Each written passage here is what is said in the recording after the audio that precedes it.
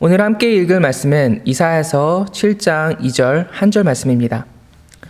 어떤 사람이 다윗의 집에 알려 이르되 아람이 에브라임과 동맹하였다 하였으므로 왕의 마음과 그의 백성의 마음이 숲이 바람에 흔들림 같이 흔들렸더라. 아멘. 오늘은 약속이 두려움을 이깁니다 라는 제목으로 함께 말씀을 나누겠습니다. 우리가 살면서 반드시 마주해야 하는 감정 중에 하나가 두려움입니다. 두려움이라는 감정은 우리가 안전하다고 생각하는 곳으로 우리를 달려가게 만듭니다. 그렇기 때문에 안전하다고 느끼는 곳이 어딘가에 따라서 우리는 두려움을 느꼈을 때 달려가는 곳이 달라지게 됩니다. 어떤 사람은 두려움을 느꼈을 때 세상의 지식의 안정감을 느낍니다. 그렇기 때문에 문제를 해결해 줄 수 있는 어떤 사람을 찾습니다. 전문가를 찾습니다. 또 어떤 사람은 두려움을 느꼈을 때 안전한 곳이 하나님밖에 없다라고 믿기 때문에 두려움 속에서 하나님을 찾아갑니다. 하나님께 무릎 꿇습니다. 오늘 말씀에서 유다의 왕 아하스는 큰 두려움을 느끼고 있습니다. 이사야서 7장 2절 말씀 다시 읽겠습니다. 어떤 사람이 다윗의 집에 알려 이르되 아람이 에브라임과 동맹하였다 하였으므로 왕의 마음과 그의 백성의 마음이 숲이 바람에 흔들림 같이 흔들렸더라. 유다 왕 아하스는 아람과 북이스라엘이 연합하여서 자신들을 공격해 온다는 소리를 듣습니다. 그로 인해 그의 마음이 두려움에 휩싸여 있습니다. 그때 아하스에게 이 문제를 해결해 줄 수 있는 딱 한 사람이 생각이 났습니다. 하나님이 아니었습니다. 바로 아수르였습니다. 지금 하나님의 백성, 하나님의 약속이 있는 다윗의 자손이 유다가 군대가 연합해서 자신들을 공격해 온다는 소식을 듣고도 더 이상 하나님을 인식하지 못합니다. 하나님께 달려가지 못합니다. 유다 왕 아하스는 하나님을 의지하지 않았습니다. 누구를 의지했습니까? 사람을 의지했습니다. 오늘 말씀 2절은 이렇게 말합니다. 어떤 사람이 다윗의 집에 알려 이르되, 다윗의 집에 알려 이르되. 성경은 아하스의 집에 알려 이르되라고 말하지 않습니다. 아하스에게 말하고 있지만 뭐라고 말합니까? 다윗의 집에 알려 이르되. 무슨 의미일까요? 다윗의 집이 무엇입니까? 다윗의 집은 하나님께서 대신 싸우시는 축복을 받은 하나님의 백성들을 말합니다. 지금 하나님이 대신 싸우신다는 이름을 가진 야곱의 자손에게, 다윗의 집안에게 문제가 생겼습니다. 무엇입니까?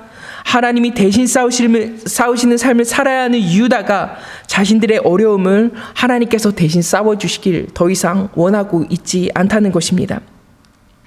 하나님께서 대신 싸우신다는 이름에, 이스라엘의 이름의 정체성이 무너져 버린 겁니다. 어려움 속에서 하나님만 의지해 오던 다윗의 집안이 하나님의 분명한 약속을 가지고 있는, 그 약속 아래 살고 있는 다윗의 집안이 하나님을 바라보지 못하고 사람을 바라보기 시작합니다.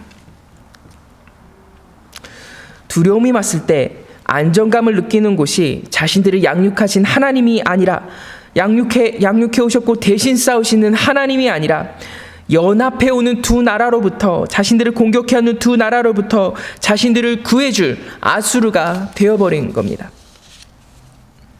하나님은 두려워하고 있는 아하스에게 하나님의 약속을 기억할 수 있도록 도와주십니다. 끝까지 포기하지 않고 도와주셔요. 어떻게 도와주십니까? 이사야서 7장 3절, 4절, 7절 말씀입니다. 그때 여호와께서 이사야에게 이르시되 너와 내 아들 스알리아숲은 윗모수도 끝 세탁자의 밭 큰 길에 나가서 아하스를 만나 그에게 이르기를 너는 삼가며 조용하라. 르신과 아람과 르말리아의 아들이 심히 노할지라도 이들은 연기 나는 두 부직갱이 그루터기 불과하니 두려워 말며 낙심하지 말라. 주 여호와의 말씀이 그 일은 서지 못하며 이루어지지 못하리라. 하나님께서 두려워하고 있는 아하스에게, 유다 왕 아하스에게 이사야와 그의 아들 스알랴숲을 보내십니다. 스알랴숲을 보내셨다는 것은요, 참 중요한 의미가 있습니다. 스알랴숲의 이름의 의미가 남은 자가 돌아올 것이다 이기 때문입니다. 하나님은 이사야 혼자 보내시지 않았어요. 남은 자가 돌아올 것이다 라는 이름의 뜻을 가진 이사야의 아들을 함께 보내셨습니다. 하나님께서 무엇 하고 계신 겁니까? 하나님께서는 하나님의 백성이 결코 망하지 않을 것이다. 너희가 공격을 받아도 어려움이 있어도 결코 망하지 않을 것이다 라고 말씀하고 계신 겁니다. 하지만 하나님의 약속을 가지고 있는 유다왕 아하스는, 하나님의 약속 아래에 있는 유다왕 아하스는 끝까지 하나님을 의지하지 못합니다. 누구를 의지합니까? 강대국 아수르를 의지하고 있습니다. 우리는 하나님의 백성으로 이 땅을 살아가는 중에 많은 고난, 어려움을 만나게 됩니다. 그리고 두려움에 빠질 때가 참 많습니다. 그때마다 하나님의 약속이 있는 우리는 하나님께서 우리를 위해 대신 싸우시도록 하나님께 달려나가고 하나님께 무릎 꿇어야 합니다. 하나님께 무릎 꿇고 하나님께 도움을 구하고 하나님께서 붙여주시는 사람, 하나님께서 주시는 지혜로 그 문제들을 해결해 나가야 합니다.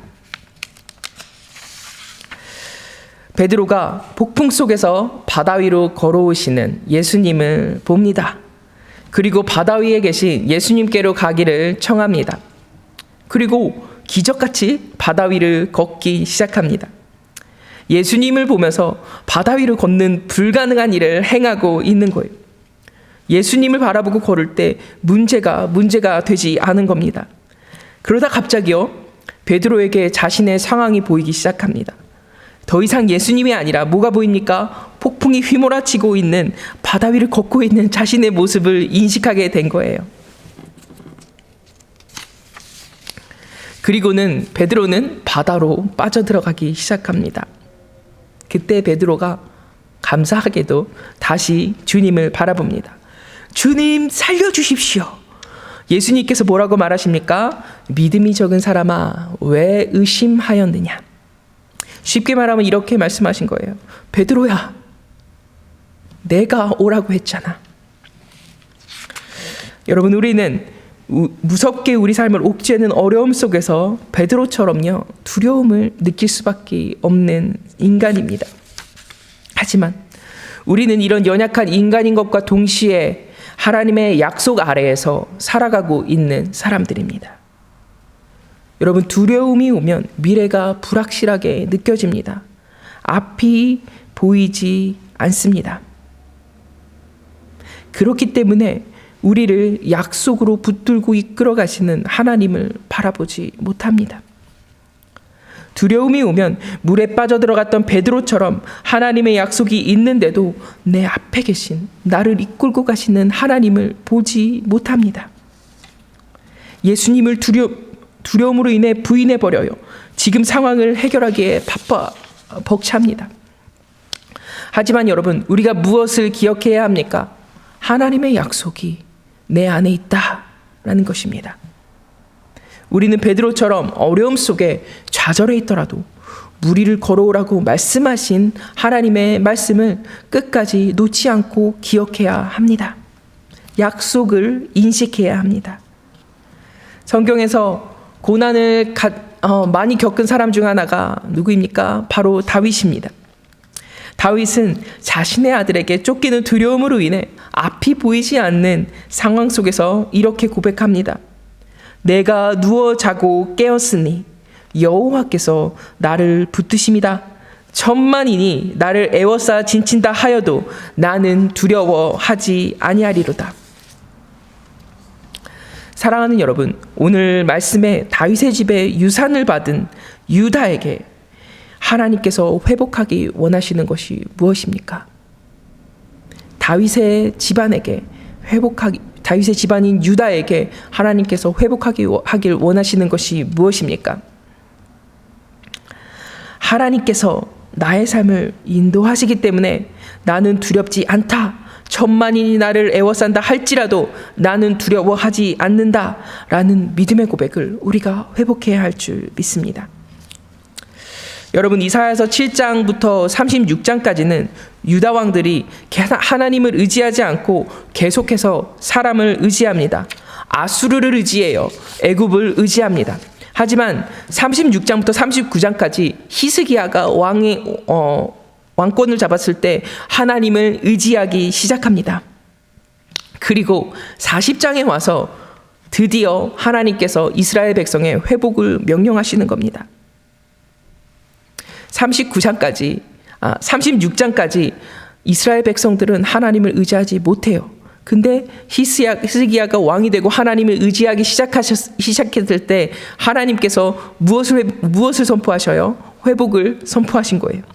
40장 1절과 2절 말씀입니다. 너희의 하나님이 이르시되 너희는 위로하라. 내 백성을 위로하라.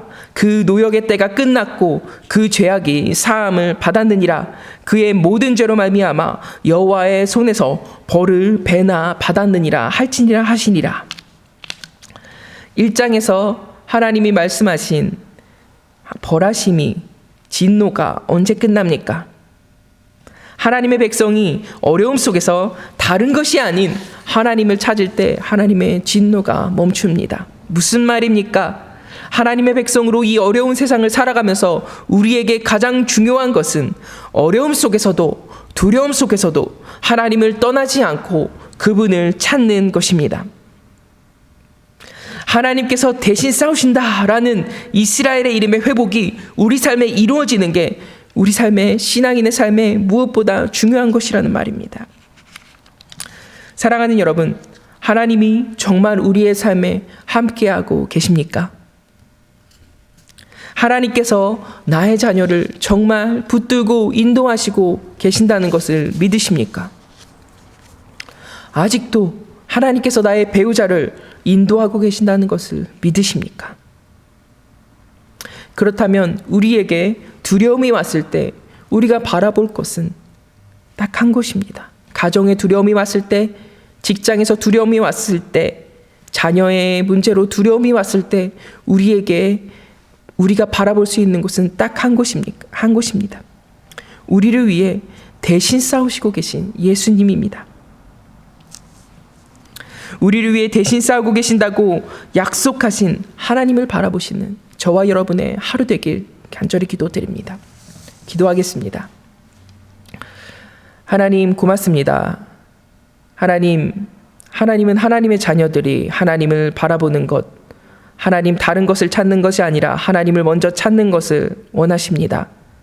그렇기 때문에 이사야 전반에 걸쳐서 하나님 이스라엘 백성을 훈계하셨습니다. 하나님, 우리의 삶에서 하나님을 찾고 구하고 하나님만 의지하는, 신뢰하는 삶이 가득하게 도와주시옵소서. 이 모든 말씀 예수님의 이름으로 기도합니다. 아멘.